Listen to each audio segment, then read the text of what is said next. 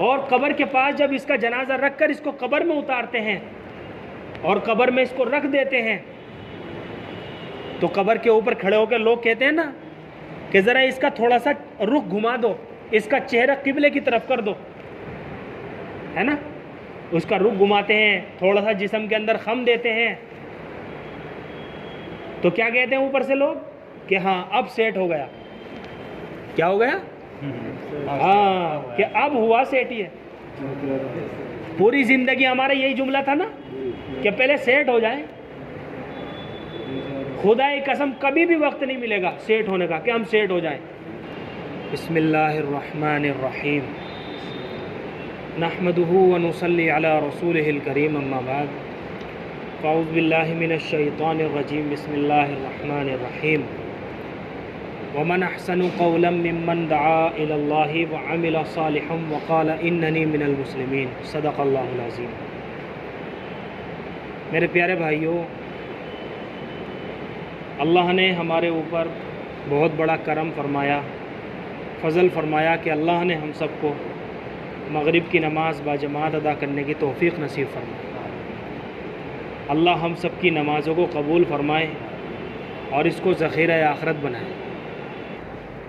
मेरे प्यारे भाइयों, अल्लाह ने हमें दुनिया के अंदर जो भेजा है बहुत मुख्तसर सी ज़िंदगी देकर भेजा।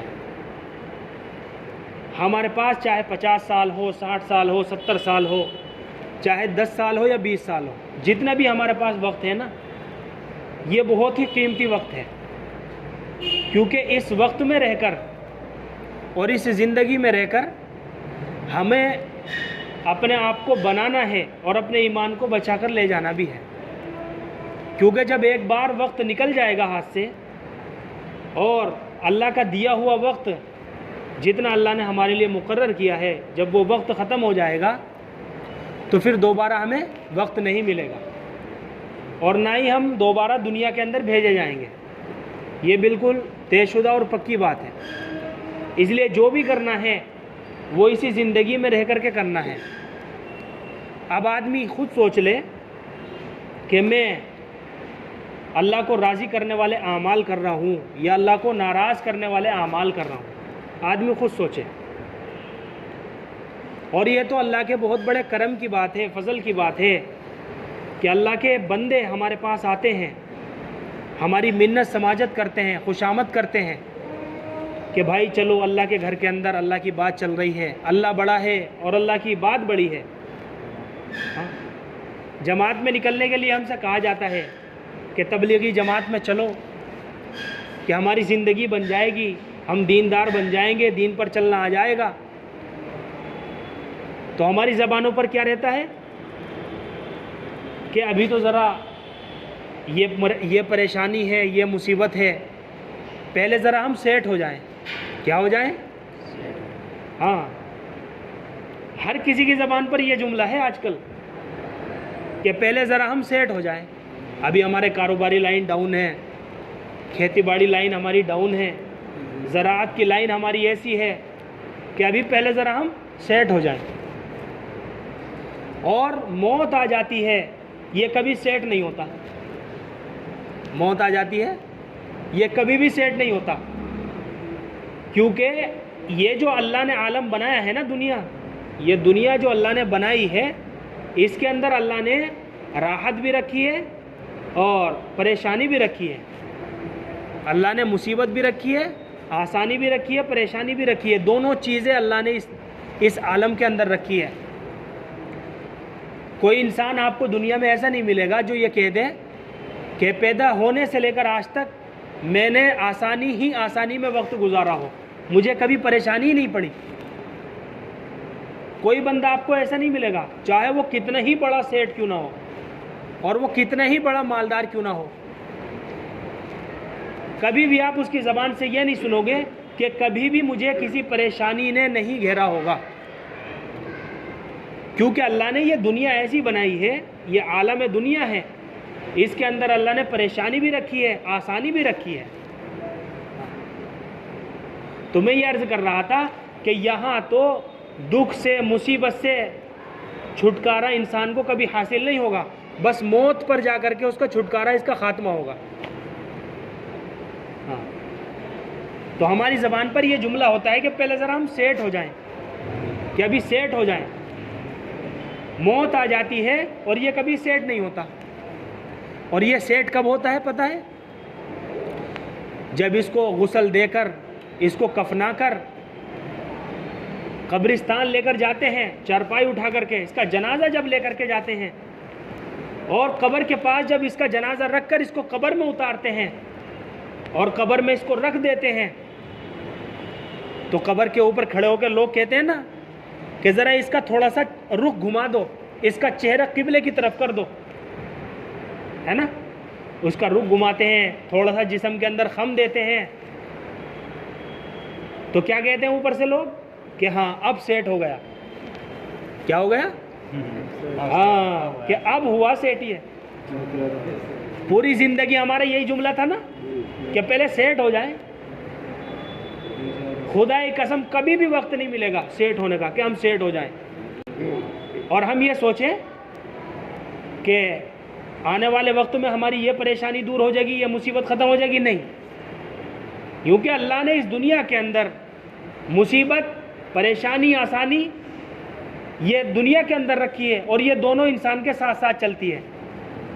हाँ, ऐसा नहीं है कि किसी बंदे को आसानी है तो मरते दम तक उसके साथ आसानी ही रहेगी, कभी उसे परेशानी नहीं पड़ेगी, ऐसा नहीं है। हमारे साथ थे जमात में एक बहुत बड़े रईस थे, कहने लगे मेरे बच्चों के पास अपने अपने घर, गाड़ी, बंगले हैं, मेरे पास खुद घर, गाड़ी, बंगले हैं, मालो दौलत की रेल पेल है, नौकर चाकर की किसी चीज़ की कोई कमी नहीं है, अल्लाह ने सब कुछ दे रखा है, लेकिन ऐसी परेशानी पड़ती है दिल के अंदर कि नींद सुबह तक नहीं आती। हाँ, ऐसी परेशानी पड़ती है कि नींद सुबह तक नहीं आती। हमारे साथ थे जमात में, उन्होंने खुद हमें ये बात बताई कि मेरे बच्चे हैं कि 2-2 लाख, 2.5 लाख रुपए की इनकम है उनकी, अपने अपने बिजनेस है, कई लाख रुपए महीने में कमाने वाले हैं, सबके पास गाड़ियाँ हैं, बंगले हैं, घर हैं, सबके पास।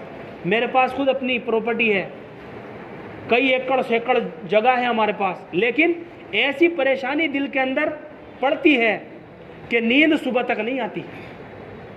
और जब नींद नहीं आती तो इंसान के अंदर से सुकून ख़त्म, और फिर वो बनावटी सुकून खरीदते हैं। क्या खरीदते हैं? बनावटी सुकून खरीदते हैं। फिर वो पैसे देकर गोली खाते हैं नींद आने की। हाँ, और जब उस गोली के भी वो टेबलेट के आदी बन जाते हैं तो फिर उससे भी काम नहीं चलता, फिर उसका डबल डोज करते हैं। हाँ, कि फिर अब एक गोली से नींद नहीं आ रही तो उसका डबल डोज 2 कर देते हैं। तो ये बनावटी सुकून है, ये बनावटी सुकून है, असली सुकून नहीं है। ये असली राहत दिल को नहीं मिली है।